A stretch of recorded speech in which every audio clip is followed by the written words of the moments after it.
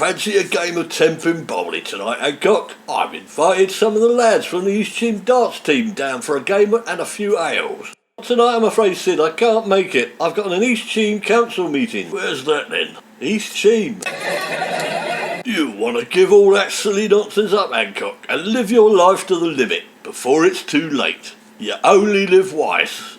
I mean, you only live once. It's not silly nonsense, Sid. I enjoy helping the community, doing my bit. It's important. The council's hung. Council's hung, is it? About flaming time. Very funny, Sid. But the Conservatives need me. We can't let Labour get the upper hand. We need to get the yobs off the street, not on them. So, what important topics have you got on the council agenda tonight? Oh, nothing. Nothing you'd be interested in, Sid. Come on, Hancock, you're dying to tell me. Has the chairman been fiddling his expenses again? Why, certainly not. Oh, tell me the Conservatives are planning to make us put labels on all our rubbish so the bin men know what to do with it. Of course not. Or you're planning to make whistling at dogs an hate crime. Don't be ridiculous. Well, what is it? It's about me, isn't it?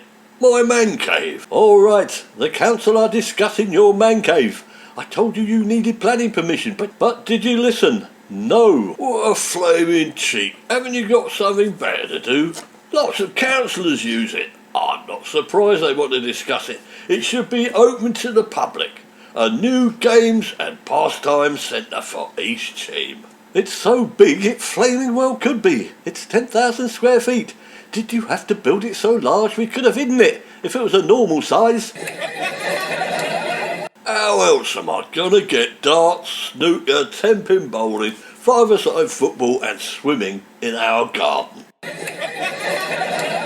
My garden, you mean? Anyway, the head of the council has spotted it on Google Maps. NASA contacted him, and some astronauts saw it from outer space and thought it was a UFO. You're just exaggerating because you're jealous. It's just a place where a working man can stick his feet up and enjoy a relaxing drink after work. Not a party, you understand, like Boris.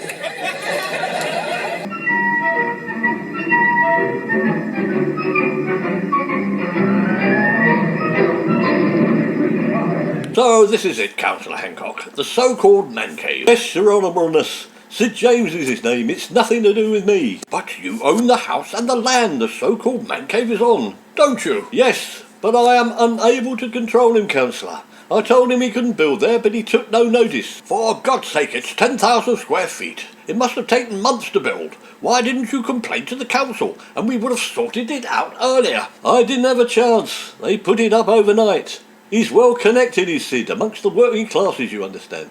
And he brought a team of bricklayers down in a bus one Sunday. I spent the whole day making tea. So, you helped them? Well, not really, indirectly. I was held hostage over the tea urn. I couldn't refuse. Sid's a rogue. I won't go as far to say he's lovable. Well, I wouldn't.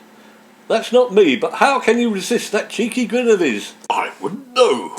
But all right, I'll speak to the East Cheam town planners and we'll get an order to demolish it. You can have the pleasure of administering the first strike of the wrecking ball, Councillor Hancock. I quite agree, Your Honourableness. Rules is rules, and we will descend to the level of animals if you don't have them. Yes, animals. You should see this lot on a Saturday night. However, I did want to remain anonymous on account of potential violence. What, Mr. James? No, mine.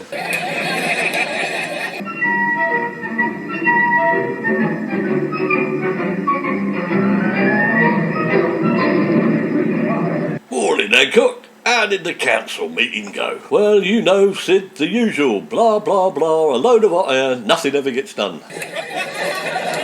That's good, because I brought my law along in case something happened. He comes recommended. He's known as the legal vulture. How nice, legal vulture. I can't wait to meet him.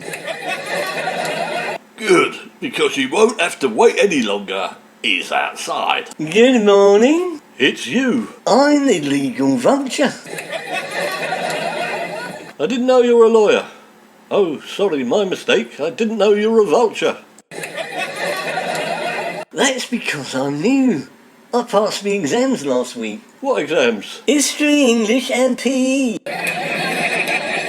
That's enough of the interrogation, Hancock. Leave the lad alone. He's a newly qualified brief, but he's vicious. A real animal in the court.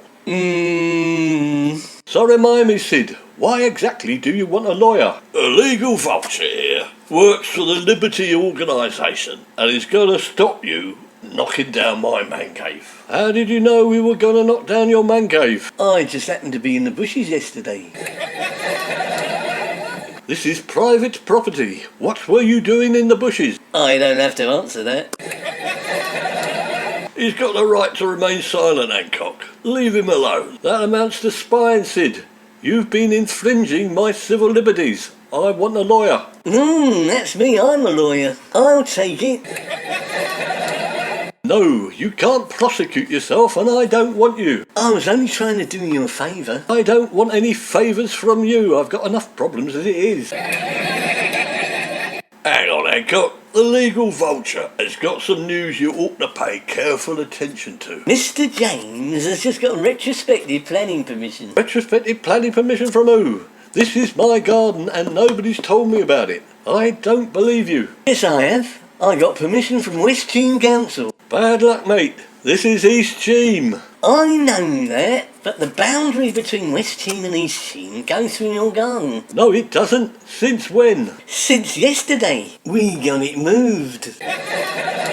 So how on earth did you manage that piece of chicanery, Sid James? Well, I've got friends in high places. The Himalayas. But you're lucky. Now you've got 2 postcodes.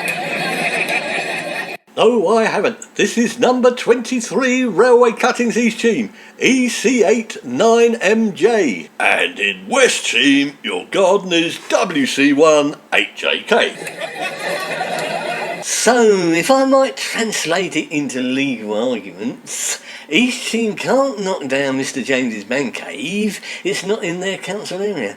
I'm going to get a writ of habeas corpus to stop you interfering in his business.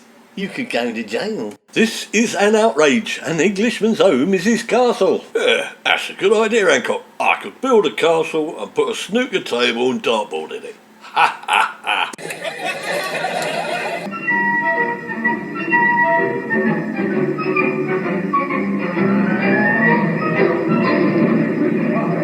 Right, what am I going to do? It looks like Sid James has stitched me up. I know. I'll go for a walk in the garden to clear me head. Ah, Easter Sunday. Lovely sun on your back. Nothing like getting a breath of fresh air in your own garden, is there? Oh, I'm sorry, sir. You can't come out here. And who, may I ask, are you? This happens to be my garden. I'm security. Have you got a membership card? For what? Sid's Garden of Fun, of course. Don't be ridiculous. Of course I haven't got a membership card. I live here. Do you have a membership card for where you live? Well, yes. I have to ask the wife if I can come in. Anyway, it doesn't matter. You're trespassing. It's all right, Arthur. Tony's allowed in. He's an old mate. I'll get you a temporary membership form, Hancock.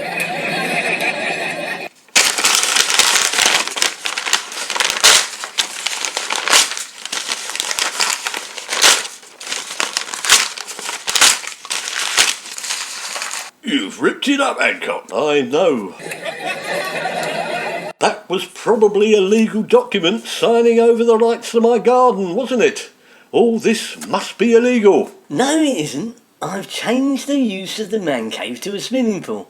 I found out that some pools are deemed permitted developments, depending on the size. And what on earth's all the building going on next door? Is that anything to do with you? Mr. James has bought next door's garden as well, and he's planning on expanding.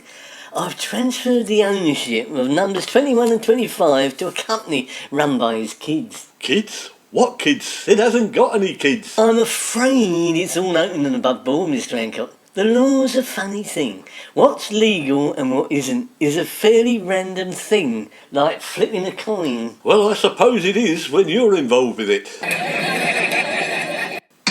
There must be some way of stopping Sid James. There must be some legal get-out clause.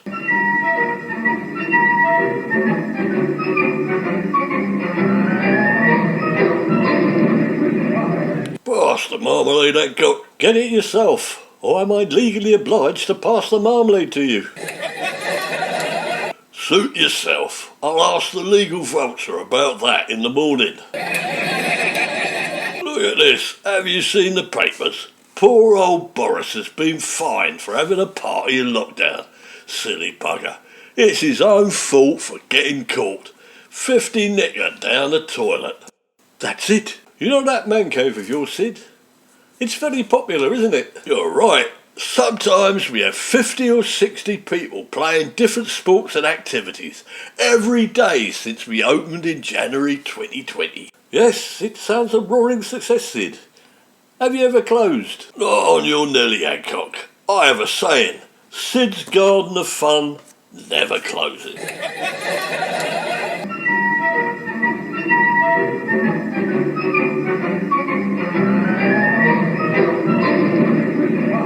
Good morning. Yes, hello legal vulture. I wonder if you could tell me if these dates mean anything to you. March to June 2020, September to October 2020, November 2020 to December 2020, January to March 2021. It's an anagram like on the 1%. No, wrong. As it happens, those are the periods of lockdown in the UK when people weren't supposed to gather. Yes, old Boris, he came a cropper, didn't he? He hasn't got a calendar. Laugh, I wish I'd been there. And, like Boris, it appears Sid James hasn't got a calendar either. On 30 occasions he opened Sid's Garden of Fun during that period. Quid pro quo, he's committed a felony. Yes, that's right, but no one knows, do they? He's out the way, tucked behind your house. Yes, but I know, and I happen to be a councillor. I have powers. That's £50 for the first infringement, and it doubles on every subsequent infringement. So Sid James owes the government £12 trillion. That's a lot of money. I'll get it off him for a fee if you like. I think even Sid would find it difficult to pay that. He's got one chance. Close Sid's House of Fun and reinstate my garden, or I'll tell the council. You ain't half rotten.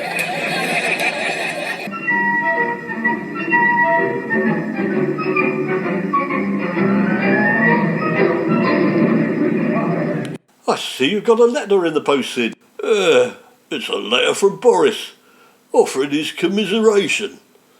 He supports me, Hancock, but his hands are tied. Another one of his party games, I expect. Marmalade, Sid?